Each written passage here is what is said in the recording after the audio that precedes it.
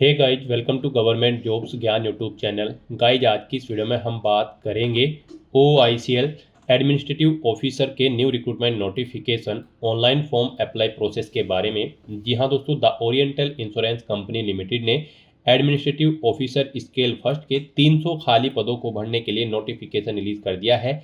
कैसे आप इस भर्ती में पार्टिसिपेट करने के लिए अपने फॉर्म अप्लाई कर सकते हो बिना कोई मिस्टेक किए हुए, इसकी पूरी जानकारी हम आपको स्टेप बाय स्टेप रजिस्ट्रेशन से लेकर प्रिंट तक इस वीडियो में देंगे। बस आपको इस वीडियो को स्किप किए बिना शुरू से लेकर एंड तक देखना है। उसके बाद वीडियो पसंद आए तो इसे लाइक और शेयर कर दें। चैनल पर नए हो तो इसे सब्सक्राइब कर लें। साथ ही साथ आपको फॉर्म अप्लाई करते हुए जो भी प्रॉब्लम फेस हो रही है उन सभी का हल आपको इस वीडियो में मिल जाएगा। कैसे यहाँ पर आपको अपनी क्वालिफिकेशन की डिटेल देनी है, लाइव फोटो कैसे कैप्चर करना है, फोटो और सिग्नेचर आपको कैसे अपलोड करने हैं, कौन सा डॉक्यूमेंट आपको कितने KB में अपलोड करना है, पूरी जानकारी आपको इस वीडियो में दी जाएगी। बस आपको एंड तक हमारे साथ इस वीडियो में बने रहना है। तो बिना कोई वक्त गंवाए चलिए शुरू करते हैं। आपको इस वीडियो के डिस्क्रिप्शन बॉक्स में हमारी वेबसाइट IND-sarkari-naukri.in के इस पेज का लिंक मिल जाएगा। यहाँ पर आपको इस भर्ती के रिगार्डिंग सभी डिटेल्स प्रोवाइड कर दी गई है। Oriental Insurance Company limited OICL ने एडमिनिस्ट्रेटिव ऑफिसर स्केल फर्स्ट के 300 खाली पदों को भरने के लिए नोटिफिकेशन रिलीज कर दिया है। आप 3 दिसंबर 2025 से 18 दिसंबर 2025 के बीच में अप्लाई कर सकते हो। टीयर फर्स्ट एग्जाम आपका 10 जनवरी 2026 को कंडक्ट होगा और टीयर सेकंड एग्जाम आपका 28 फरवरी 2026 को यहाँ पर कंडक्ट होगा। यहाँ पर आपका पे स्केल रहेगा 50,925 से 96,765 के बीच में। ग्रेजुएट डिग्री धारक कैंडिडेट अप्लाई कर सकते हैं AO जर्नलिस्ट की पोस्ट पर। यहाँ पर ग्रेजुएशन आपकी किसी भी डिसिप्लिन में हो, किसी वेल रिकॉग्नाइज यूनिवर्सिटी से 60% मार्क्स के साथ आपकी ग्रेजुएशन होनी चाहिए। AO हिंदी ऑफिसर की पोस्ट पर अप्लाई करने के लिए आपके पास पोस्ट ग्रेजुएट डिग्री होनी चाहिए और आपके पास पोस्ट ग्रेजुएशन में हिंदी और इंग्लिश एक सब्जेक्ट के तौर पर भी होने चाहिए। 21 से 30 साल आपकी आयु सीमा रखी गई है। अनरिजर्व OBC EWS के लिए 1,000 रुपये फीस है। SC ST PWBD के लिए 250 रुपये फीस है, जो कि आप ऑनलाइन मोड से जमा करा सकते हो। सिलेक्शन आपका tier first exam, tier second exam और इंटरव्यू के आधार पर होगा। आप ऑल इंडिया से ऑनलाइन मोड में अप्लाई कर सकते हो। उसके लिए आपको इस पेज को नीचे स्क्रॉल डाउन करते हुए इंपॉर्टेंट लिंक सेक्शन में आना है। ऑफिशियल नोटिफिकेशन PDF लिंक पर क्लिक करके इस भर्ती के नोटिफिकेशन को ओपन कर लेना है और इसमें से आपको पूरी डिटेल रीड कर लेनी है।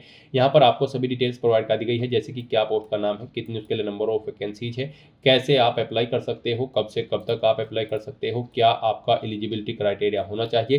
पूरी जानकारी आपको इस नोटिफिकेशन में दे दी गई है। आप सभी डिटेल्स यहाँ से रीड आउट करें, उसके बाद अपने फॉर्म अप्लाई कर लें। फॉर्म अप्लाई करने के लिए भी आपको हमारी वेबसाइट के इसी पेज पर ही अप्लाई ऑनलाइन का लिंक दिया गया है। जैसे ही आप इस लिंक पर क्लिक करेंगे, आपके सामने यहाँ पर OICL का ये पोर्टल ओपन होगा।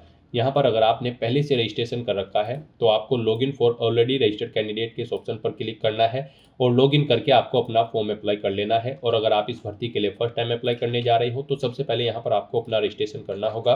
उसके लिए आपको click here for new registration की स्टेप पर क्लिक करना है और अपनी बेसिक इन्फॉर्मेशन प्रोवाइड करते हुए यहाँ पर आपको अपना रजिस्ट्रेशन करना होगा। सबसे पहले यहाँ पर गाइज आपको अपना नाम एंटर करना है अपनी 10वीं की मार्कशीट के अकॉर्डिंग। उसे एक बार फिर से एंटर करके कंफर्म कर लेना है। फिर आपका मिडिल नेम लास्ट नेम है तो वो आप एंटर कर दें, नहीं है तो इन कॉलम्स को आप खाली छोड़ दें। उसके बाद यहाँ पर आपको आपका फुल नेम शो कर दिया जाएगा, जो नेम आप यहाँ पर प्रोवाइड कराएंगे उसके अकॉर्डिंग।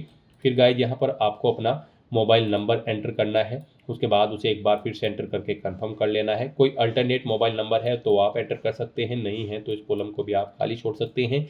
फिर यहाँ पर आपको अपनी ईमेल आईडी के शुरू के कैरेक्टर एंटर करने हैं। उसके बाद आपको यहाँ से अपना डोमेन सेलेक्ट करना है जिस पर आपकी ईमेल आईडी बनी हुई है।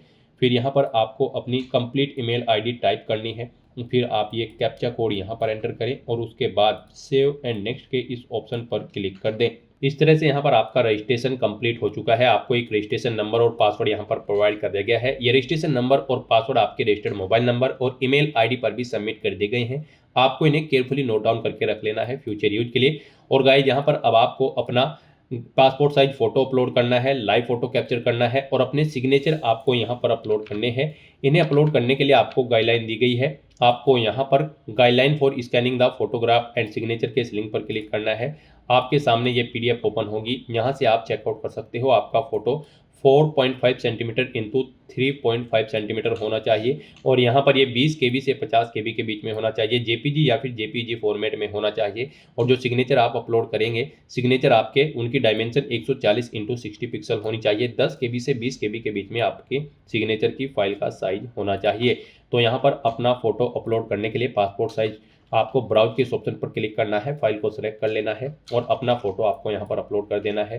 फिर गाइज यहाँ पर आपको अपना लाइव फोटो कैप्चर करना है। यहाँ पर आप कैप्चर फोटो के ऑप्शन पर क्लिक करेंगे और अपने वेब कैमरा के थ्रू यहाँ पर आप अपना लाइव फोटो कैप्चर कर लेंगे। आप अगर मोबाइल फ़ोन के थ्रू अपना फोटो कैप्चर करना चाहते हैं तो आप यहाँ पर क्लिक है टू स्कैन के इस ऑप्शन पर क्लिक करेंगे। ये QR कोड आपको शो होगा। आप इसे अपने मोबाइल फ़ोन से जो QR रीडर आपके मोबाइल फ़ोन में ऐप है उसके थ्रू आप इसे स्कैन करें और फिर आपको एक लिंक दिया जाएगा जिस पर क्लिक करते हुए आप अपना लाइव फोटो यहाँ पर कैप्चर कर सकते हैं। तो आप वेब कैमरा या फिर अपने मोबाइल फ़ोन के थ्रू अपना लाइव फोटो कैप्चर कर सकते हैं। उसके बाद आपको अपने सिग्नेचर अपलोड करने हैं। सिग्नेचर अपलोड करने के लिए गाइज आपको यहाँ पर ब्राउज के इस ऑप्शन पर क्लिक करना है, फाइल को सेलेक्ट कर लेना है और अपने सिग्नेचर भी आपको यहाँ पर अपलोड कर देने हैं। फिर आपको इन दोनों चेक बॉक्सेस को ओके करना है और उसके बाद फिर गाइज आपको यहाँ पर नेक्स्ट के इस ऑप्शन पर क्लिक करना है। नेक्स्ट आपके सामने कुछ इस तरह से इंटरफेस ओपन होगा। अब यहाँ पर आपको अपनी बेसिक डिटेल देनी है। सबसे पहले यहाँ पर आपको सेलेक्ट करना है आप यहाँ पर एडमिनिस्ट्रेटिव ऑफिसर की किस डिसिप्लिन के लिए अप्लाई करना चाहते हैं, जर्नलिस्ट या फिर हिंदी राजभाषा ऑफिसर के लिए। आप अपने अकॉर्डिंग ऑप्शन सेलेक्ट करेंगे। फिर आप अपनी कैटेगरी यहाँ पर सेलेक्ट करेंगे। उसके बाद यहाँ पर आपसे पूछा गया है कि क्या आप PWBD कैंडिडेट हैं और आपकी डिसेबिलिटी की परसेंटेज 40% से अबव है। अगर है तो आप यस करेंगे। डिसेबिलिटी का टाइप सेलेक्ट करेंगे। नेचर ऑफ डिसेबिलिटी यहाँ पर आप सेलेक्ट करेंगे और फिर आप अपनी डिसेबिलिटी की डिटेल यहाँ पर प्रोवाइड कराएंगे। और अगर आप PWBD कैंडिडेट नहीं है तो आप सिंपली नो ऑप्शन सेलेक्ट करेंगे। फिर आपको ये आगे की डिटेल नहीं देनी होगी। उसके बाद आपसे पूछा गया है कि क्या आप person with specified disability cover करना चाहते हैं under the definition of section 2S के। अगर चाहते हैं तो यस करेंगे, नहीं तो आप नो ऑप्शन सेलेक्ट करेंगे। यस करेंगे तो फिर आपको डिटेल देनी होगी। उसके बाद यहाँ पर आपसे पूछा गया है आपको इस पेज को नीचे स्क्रॉल डाउन करते हुए आना है। यहाँ पर आपकी डिसेबिलिटी के रिगार्डिंग ही आपको डिटेल देनी होगी अगर आप फिजिकली डिसेबल्ड होंगे, नहीं तो आपको डिटेल यहाँ पर डिसेबल्ड कर दी जाएंगी। फिर यहाँ पर आपसे पूछा गया है कि क्या आप विडोज या फिर डाइवोर्स वुमेन हैं और अगर है तो आप यस करेंगे और फिर नहीं है तो आप नो ऑप्शन सेलेक्ट करेंगे। आप यहाँ पर एग्जिस्टिंग एम्प्लॉय हैं public sector general insurance company के किसी भी, अगर है तो आप यस करेंगे और फिर नहीं है तो आप नो ऑप्शन सेलेक्ट करेंगे। फिर आपसे पूछा गया है कि क्या आप OICL कंपनी के एम्प्लॉय हैं, अगर हैं तो आप यस करें और उसके बाद अपना सैलरी रोल नंबर दें, ऑफिसर कोड नंबर दें। और अगर आप OICL के एम्प्लॉय नहीं है तो आप सिंपली नो ऑप्शन सेलेक्ट करेंगे। उसके बाद यहाँ पर आपको अपना रिलीजन सेलेक्ट कर लेना है। फिर आपसे पूछा गया है कि क्या आप माइनॉरिटी कम्युनिटी के अंतर्गत आते हैं, अगर आते हैं तो यस करेंगे, नहीं तो नो ऑप्शन सेलेक्ट करेंगे। उसके बाद आपसे पूछा गया है कि क्या आप एक सर्विसमैन हैं या फिर कमीशन ऑफिसर हैं, अगर हैं तो आप यस करेंगे और उसकी डिटेल यहाँ पर प्रोवाइड कराएंगे, नहीं है तो नो ऑप्शन आप सेलेक्ट कर लेंगे। फिर आपसे पूछा गया कि क्या आप defence service personal disabled candidate हैं, अगर हैं तो आप यस करेंगे, नहीं तो नो ऑप्शन सेलेक्ट करेंगे। फिर आपको अपनी नेशनलिटी यहाँ पर सेलेक्ट करनी है। आप अपने आधार को यहाँ पर वेरिफिकेशन के लिए सहमति प्रदान करना चाहते हैं या फिर नहीं, उसके लिए आप यस या नो ऑप्शन सेलेक्ट करेंगे। फिर गाइस यहाँ पर आपको अपना आधार कार्ड नंबर एंटर करना होगा, अपना पैन कार्ड नंबर आपको देना है। उसके बाद यहाँ पर आपको फेज फर्स्ट का जो प्री एग्जाम है, टीयर फर्स्ट एग्जाम, उसके लिए यहाँ पर आपको अपने एग्जामिनेशन सेंटर सेलेक्ट करने हैं। यहाँ पर आपको 3 चॉइसेस दी गई है। आप पहले स्टेट सेलेक्ट करें, फिर यहाँ पर आप सिटी सेलेक्ट करें। इस तरह से यहाँ पर आपको 3 एग्जामिनेशन सेंटर सेलेक्ट कर लेने हैं टीयर फर्स्ट प्री एग्जाम के लिए। उसके बाद आपको फेज सेकंड में जो मेन एग्जाम होगा यानी कि टीयर सेकंड का जो एग्जाम होगा उसके लिए भी आपको 3 एग्जामिनेशन सेंटर यहाँ पर सेलेक्ट करने हैं। आप अपनी चॉइस के अकॉर्डिंग यहाँ पर 3 एग्जामिनेशन सेंटर सेलेक्ट करें। यहाँ पर आप जिस सिटी को फर्स्ट नंबर पर प्रेफरेंस देना चाहते हैं उसे फर्स्ट नंबर पर सेलेक्ट करेंगे, जिसे सेकंड थर्ड पर रखना चाहते हैं उसे आप सेकंड थर्ड पर सेलेक्ट कर लेंगे। उसके बाद आपको अपनी पर्सनल डिटेल यहाँ पर देनी है। इसमें आपको सबसे पहले अपनी डेट ऑफ बर्थ सेलेक्ट करनी है, फिर आपको अपना जेंडर सेलेक्ट करना है। आपसे पूछा गया कि क्या आप जुड़वा भाई बहन हैं, अगर हैं तो आप यस करेंगे, उनका नाम देंगे, फिर उनका जेंडर सेलेक्ट करेंगे, नहीं है तो नो ऑप्शन सेलेक्ट करेंगे। फिर आपको अपना मैरिटल स्टेटस यहाँ पर बताना है, आप मैरिड हो या फिर अनमैरिड। फिर आपको अपने फादर का नाम यहाँ पर एंटर करना है, अपनी मदर का नाम एंटर करना है। मैरिड हो तो आप अपने पति या पत्नी का यहाँ पर नाम एंटर कर देंगे। उसके बाद यहाँ पर आपको अपना एड्रेस एंटर करना है। यहाँ पर आप अपना कोरोस्पोंडेंस एड्रेस एंटर करें। फिर यहाँ पर आपको अपना परमानेंट एड्रेस एंटर करना है। यहाँ पर आप अपना परमानेंट एड्रेस एंटर कर सकते हैं। और अगर आपका परमानेंट एड्रेस आपके कोरोस्पोंडेंस एड्रेस के अकॉर्डिंग सेम है तो आप यहाँ पर इस चेकबॉक्स को ओके कर दें। Same as address for correspondence, automatically आपका परमानेंट एड्रेस आपके कोरोस्पोंडेंस एड्रेस के अकॉर्डिंग फिल हो जाएगा। उसके बाद यहाँ पर आपको अपना जीएसटी इनवॉइसिंग एड्रेस सेलेक्ट करना है, यानी कि इस भर्ती प्रोसेस के दौरान आप जिस एड्रेस पर कम्युनिकेट करना चाहते हैं वो एड्रेस आप सेलेक्ट कर लें। फिर यहाँ पर गाइज आपको अपनी बैंक डिटेल प्रोवाइड करनी है। यहाँ पर आपको अपने बैंक अकाउंट होल्डर का नाम देना है, बैंक अकाउंट नंबर देना है अपना, वो नंबर एक बार फिर से एंटर करके कंफर्म कर लेना है।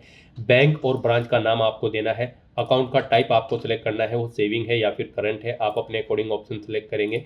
फिर यहाँ पर आपको अपने बैंक का आईएफएससी कोड एंटर करना है। यहाँ पर आपको आपकी कैटेगरी के अकॉर्डिंग एप्लीकेशन फीस का अमाउंट शो कर दिया जाएगा। अब आपको यहाँ पर वैलिडेट योर डिटेल के इस ऑप्शन पर क्लिक करके अपनी ये सभी डिटेल्स यहाँ पर वैलिडेट कर लेनी है और उसके बाद फिर आपको सेव एंड कंटिन्यू के इस ऑप्शन पर क्लिक करना है। नेक्स्ट यहाँ पर आपको अपनी एजुकेशनल क्वालिफिकेशन की डिटेल प्रोवाइड करनी है। आप ऑफिशियल नोटिफिकेशन में से चेकआउट कर सकते हो कि क्या आपकी रिक्वायर्ड क्वालिफिकेशन है। एओ जर्नलिस्ट ऑफिसर के लिए आपके पास ग्रेजुएट या फिर पोस्ट ग्रेजुएट डिग्री होनी चाहिए किसी भी स्ट्रीम के अंतर्गत किसी वेल रिकॉग्नाइज्ड यूनिवर्सिटी से मिनिमम 60% मार्क्स के साथ, या फिर अगर आप SC/ST कैंडिडेट हैं तो फिर आपके 55% मार्क्स रिक्वायर्ड हैं। और अगर आप यहाँ पर हिंदी राजभाषा ऑफिसर एडमिनिस्ट्रेटिव ऑफिसर के लिए अप्लाई करना चाहते हैं तो फिर आपके पास पोस्ट ग्रेजुएट डिग्री होनी चाहिए किसी वेल रिकॉग्नाइज्ड यूनिवर्सिटी से, और यहाँ पर आपके पास उसमें हिंदी और इंग्लिश एक सब्जेक्ट के तौर पर होना चाहिए, और इसमें भी आपके 60% मार्क्स रिक्वायर्ड है। SC/ST के लिए 55% मार्क्स रिक्वायर्ड है। तो यहाँ से आप अपनी क्वालिफिकेशन की डिटेल चेकआउट कर सकते हो और उसके बाद यहाँ पर आपको क्वालिफिकेशन की डिटेल देनी है अपनी पोस्ट की डिसिप्लिन के अकॉर्डिंग। यहाँ पर आपको ग्रेजुएशन में सबसे पहले बताना है कि किस डिसिप्लिन में यानी कि स्ट्रीम में आपने अपनी ग्रेजुएशन की है। अगर आप ग्रेजुएशन की डिटेल दे रहे हैं आर्ट, साइंस, कॉमर्स, एग्रीकल्चर या फिर मैनेजमेंट या फिर अन्य, आप अपने अकॉर्डिंग ऑप्शन सेलेक्ट करेंगे। पासिंग डेट यहाँ पर आप सिलेक्ट करेंगे कब आपने अपनी ग्रेजुएशन पास आउट की है। परसेंटेज यहाँ पर आप देंगे कितने परसेंट मार्क्स आपने ऑब्टेन किए हैं। फिर यहाँ पर आपको बताना है आपकी फर्स्ट क्लास है, सेकंड है या फिर आप पास आउट है, आप ऑप्शन सेलेक्ट करेंगे। ऐसे ही यहाँ पर आप अपनी पोस्ट ग्रेजुएशन की डिटेल प्रोवाइड कराएंगे। इसमें भी आपको स्ट्रीम सेलेक्ट करनी है, फिर पासिंग डेट सेलेक्ट करनी है, मार्क्स की परसेंटेज देनी है, फर्स्ट क्लास है, सेकंड क्लास है या केवल पास आउट हो, आपको यहाँ पर ऑप्शन सेलेक्ट करना है। इस तरह से यहाँ पर आपको अपनी क्वालिफिकेशन की डिटेल देनी है। फिर अगर आपको एक्सपीरियंस है तो यहाँ पर आपको अपनी एक्सपीरियंस की डिटेल देनी है, नहीं है तो आप इस कॉलम को खाली छोड़ सकते हैं। अगर आपको एक्सपीरियंस है तो यहाँ पर आपसे पूछा गया है कि क्या आप प्रेजेंट में भी कार्यरत हैं, अगर हैं तो आप यस करेंगे, नहीं है तो आप नो ऑप्शन सेलेक्ट करेंगे। उसके बाद गाइड यहाँ पर आपको अपना नाम देना है, फिर आपको अपनी डेजिग्नेशन देनी है, जिस पोस्ट पर आप कार्यरत थे, किस डेट से आप कार्यरत थे, आपने जो भी स्टार्ट की थी वो डेट सेलेक्ट करेंगे, कब तक की है वो डेट आप सेलेक्ट करेंगे। फिर यहाँ पर आपको नेचर ऑफ ड्यूटी देनी है, जॉब छोड़ चुके हैं तो उसे छोड़ने का कारण देना होगा। इन डेट्स के अकॉर्डिंग यहाँ पर आपके एक्सपीरियंस का टाइम पीरियड कैलकुलेट करके आपको शो कर दिया जाएगा। आपको एक से ज़्यादा जगह वर्किंग एक्सपीरियंस है तो आप ऐड मोर के ऑप्शन पर क्लिक करेंगे। सेम ऐसी ही एक और रो यहाँ पर ऐड हो जाएगी और उसमें आप अपने एक्सपीरियंस की डिटेल प्रोवाइड कर सकते हैं।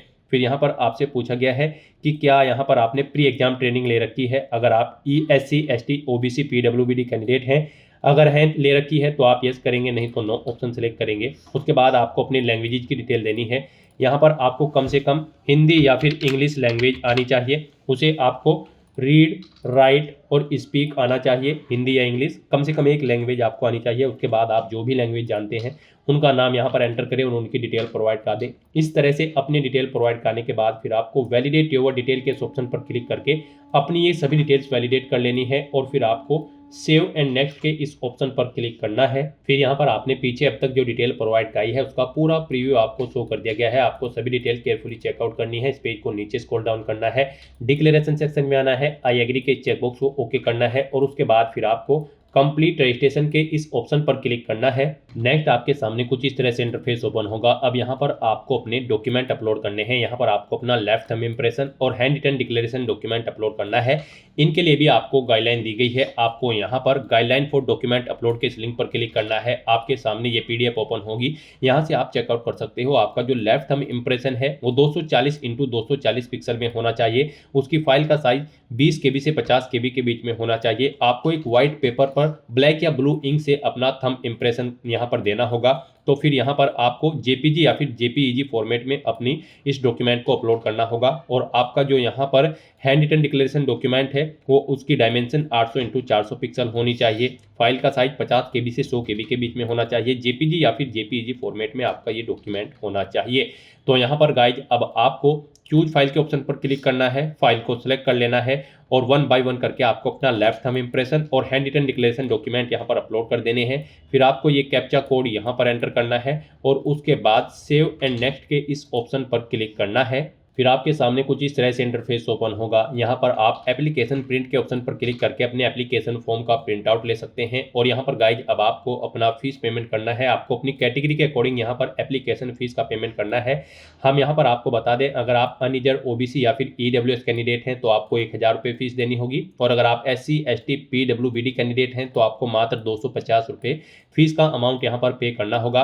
तो यहाँ पर गाइज अब आपको फीस पेमेंट करने के लिए ये कैप्चा कोड यहाँ पर एंटर करना है और उसके बाद सबमिट के इस ऑप्शन पर क्लिक करना है। फिर आपको फीस पेमेंट के इस इंटरफेस पर डायरेक्ट कर दिया जाएगा। यहाँ पर आप credit card, debit card, net banking, wallet, cash card, QR या फिर UPI के माध्यम से अपना फीस पेमेंट कर सकते हो।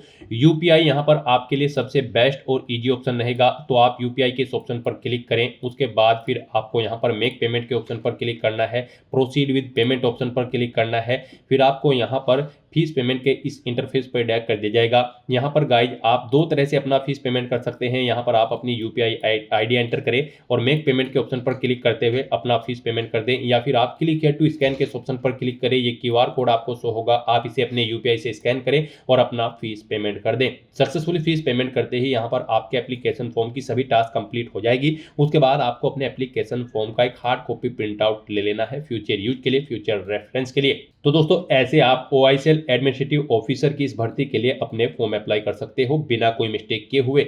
आज की इस वीडियो में बस इतना ही। आई होप ये वीडियो आपको पसंद आई होगी। अगर पसंद आई हो तो इसे लाइक और शेयर करें। चैनल पर नए हो तो इसे सब्सक्राइब कर लें। Thanks for watching.